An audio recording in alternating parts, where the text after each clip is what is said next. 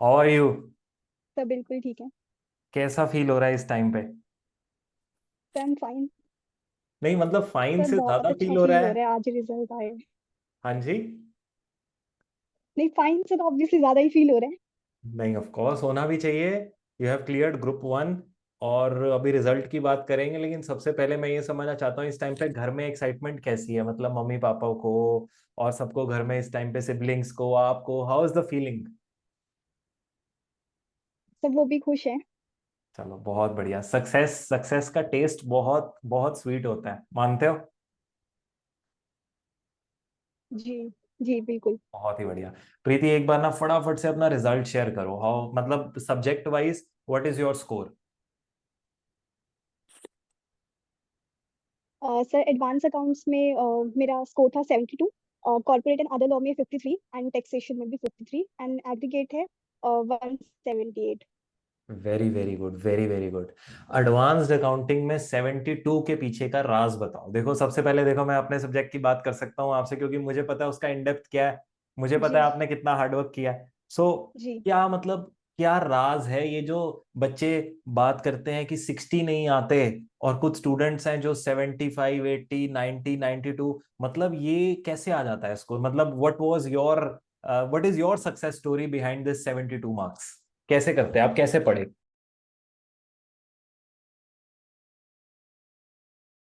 Sir अगर मैं classes से स्टार्ट करूँ तो वही है कि मैं क्लासेस तो डेली लेती थी। एंड क्लासेस में जो भी यूजुअली होमवर्क होता था वो मैं डेली की डेली करती थी, और इवन इफ वो मतलब क्वेश्चन काफी सेम ही नेचर के होते थे जो आप क्लास में करवाते थे, बट मैं उनको घर पे जाके जरूर प्रैक्टिस करती थी, और जो क्लास में क्वेश्चन हुए एक बार उनके उनके मतलब उसको भी एक बार देख लेती थी।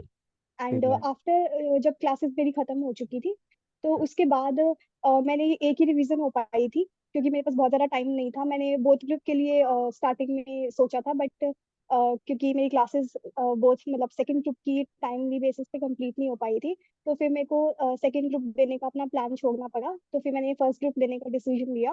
तो उसमें टाइम बहुत कम बचा था, तो एक ही रिवीजन हो पाई। एंड उसमें मैंने ये किया था कि जब मैं फर्स्ट रिवीजन कर रही थी, तो मैंने जो आईपीएम के क्वेश्चन है एंड जो मॉड्यूल के क्वेश्चन है, उनको ए बी सी कैटेगरी में डिवाइड कर दिया था, बेस्ड अपॉन कि मुझे वो कितने यूनिक लगते हैं एंड हार्ड लगते हैं एंड कौन सी इजी है।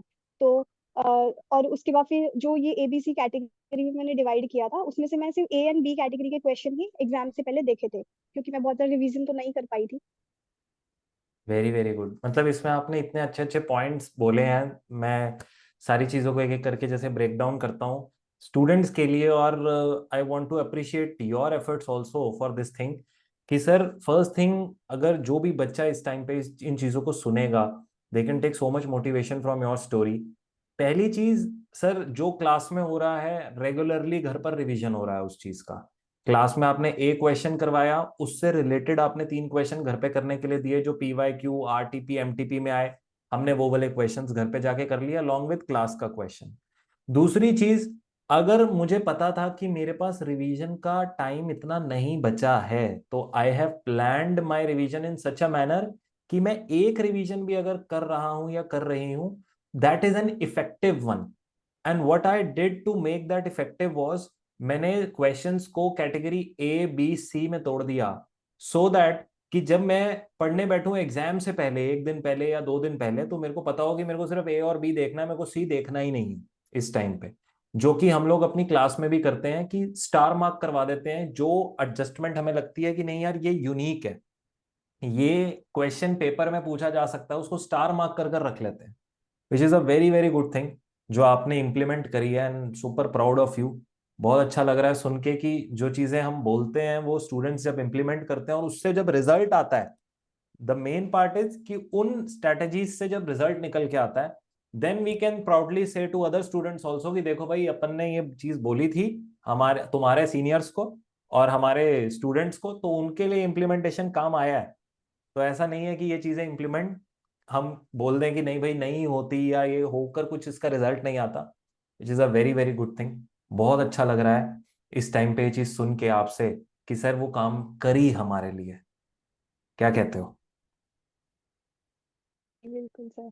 और प्रीति, एक चीज और पूछना चाहूंगा आपका ओवरऑल क्लास का एक्सपीरियंस कैसा था एडवांस्ड अकाउंटिंग का? मतलब सीए फाउंडेशन में, सीए इंटर में बात करूं, so how was your experience of studying during the classes, after classes, और जो हमारे रिसोर्सेज थे after, in in the form of notes, in the form of maybe your test, in the form of your case study scenarios, revision marathons, उससे क्या मतलब overall experience क्या था आपका एडवांस्ड अकाउंटिंग का? सर आपकी classes मुझे काफी इन डेप्थ लगती थी। हर एक टॉपिक जो हो सकता है कि शायद लेस इंपॉर्टेंट हो पेपर पॉइंट ऑफ व्यू से, उसको भी काफी डीपली समझाया जाता था, और reference को भी दिया दिया जाता था, जो मेरे को काफी सही लगा। एंड इसके अलावा आपके रिवीजन जो लेक्चर्स थे वो भी काफी हद तक हेल्प करते थे, वो सारा कुछ रिकॉल करते थे जो हमने क्लासेस में किया था। एंड नोट्स के बारे में ये था कि वो इतने क्रिस्प थे, इतने कंसाइज थे कि उनको इजीली रिवाइज किया जा सकते हैं। रिवीजन के लिए बहुत ज्यादा टाइम वेस्ट नहीं होता है उसमें।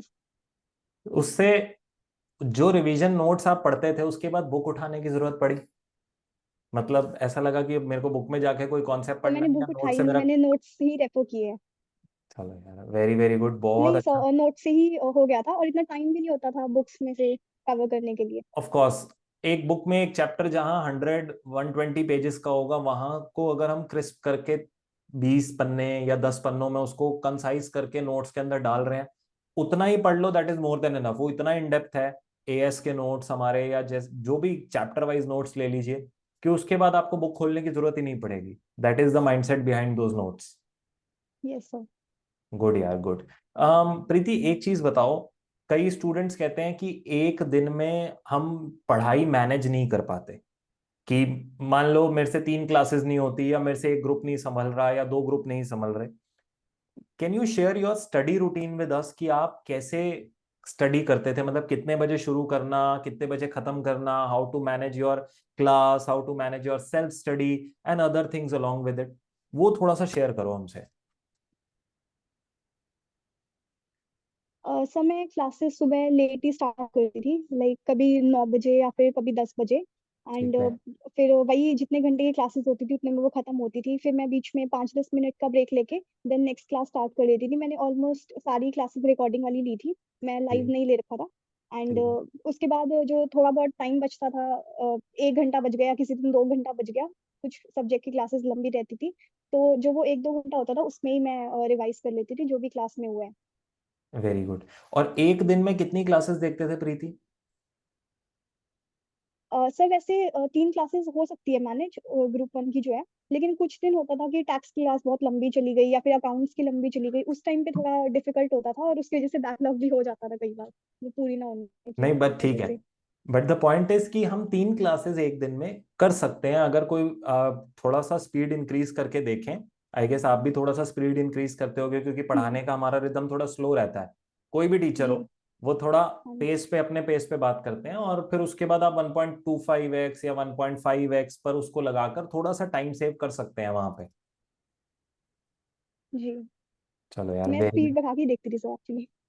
नहीं, स्पीड मेरे को पता है, 100% स्टूडेंट स्पीड बढ़ा के ही देखता है। हम अपनी तरफ से देते हैं डिटेल डिटेल डिटेल, ऐसा भी होता है कई बार वो स्किप कर जाता है, कह रहा कोई बात नहीं सर, मेरी हो गया डिटेल, मेरे को इस टाइम पे फटाफट अपने पास कॉन्सेप्ट समझना है। नहीं, आई नो यार, आई नो, हमको पता है, और वो सही भी है। देखो, अगर मैं अपना भी बात करूं, जब मैं भी सीए फाइनल्स में था, हमारा रोज पूरा दिन ऑफिस रहता था, एंड उस ऑफिस के दौरान आप पूरा दिन, मतलब 3 घंटे नहीं इन्वेस्ट कर सकते सिंगल क्लास पे। अगर वो 3 घंटे की क्लास है, you have to increase the speed at 1.5x, और उसको 2 घंटे में कहीं ना कहीं हमको भी मैनेज करना पड़ता था, क्योंकि और भी क्लासेस देखनी है, और होमवर्क भी करना है, और काम भी करना है। सो ये सब चीजें, it's part of every CA students routine. So that's all right. और एक आखिरी चीज आपसे पूछना चाहूंगा Preeti, before we wrap up this session. मेरे को समझ में आ गया, आपका स्टडी रूटीन समझ में आ गया, रिवीजन प्लान समझ में आ गया। मैं ये पूछना चाहता हूँ कि जहां इतने सारे डिस्ट्रैक्शंस हैं इस टाइम पे, हमारा फोन है, इंस्टाग्राम है, यूट्यूब है, we have our friends calling us for parties, we have other social events going on, शादी आ गई, किसी का बर्थडे पार्टी आ गया, कुछ XYZ, कुछ कुछ कुछ कुछ बहुत सारी चीजें आ गई। उस बीच हम अपनी स्टडीज को कैसे मैनेज कर रहे थे? मतलब आपके लिए भी सेम चीज होती होगी, ऐसा तो नहीं है कि आपके लिए कुछ डिफरेंट था। But still you manage to secure 72 in advanced accounting, और आपने अपना ग्रुप क्लियर किया एंड बहुत बढ़िया तरीके से क्लियर किया। तो डिस्ट्रैक्शंस कैसे मैनेज करते थे आप अपने पास इन सब चीजों के बीच में? सर डिस्ट्रैक्शन सोशल मीडिया का अगर मैं बोलूँ तो मैं सोशल मीडिया पे हुई नहीं, इंस्टाग्राम पे नहीं हूँ। टेलीग्राम पे बस मैं ये डाउट पूछने के लिए ही मैं ओपन करती थी, तो ऐसा कुछ नहीं था मेरे पास, और ना ही इतना टाइम रहता था मेरे पास कि मैं ये सब खोल के देखूं। नहीं, बहुत अच्छी बात है यार। और अगर मान लो घर पे कोई इवेंट हो, फिर अब तो आप चलो सीए की तैयारी कर रहे हो, एक ग्रुप निकल गया, अब कोई इवेंट, ये ऑब्वियसली इसके बीच में आया होगा, कोई शादी आई होगी किसी भाई बहन की, कोई बर्थडे पार्टी आई होगी, या कोई मान लो छोटा से छोटा कोई इवेंट आया होगा, चाचा मामा ताया किसी के घर पे तो आया होगा, तो कैसे मैनेज किया फिर उसको? जी, तो हम छोड़ देते थे, नहीं जाते थे। नहीं, मतलब देखो, ये रियलिटी है कि जो 4 साल जिसने इवेंट्स ये सारे छोड़े हैं, मैं यही सुनना चाहता था एक्चुअली में। ये मैं आपको बताऊं, इनर मेरा यही था कि आपके मुंह से आए कि ये इवेंट हमने उस टाइम पे छोड़ दिए, कोई बात नहीं, पार्टी आ रही है, वो पार्टी शायद जी आज से 4 साल के बाद दोबारा आ जाएगी, वो बर्थडे आ रहा है, वो आज से 4 साल के बाद एक बार दोबारा आ जाएगा। लेकिन अभी इस टाइम पर अगर मेरा सीए इंटर का स्टडी इंपॉर्टेंट है, तो वो दोबारा नहीं आ सकता।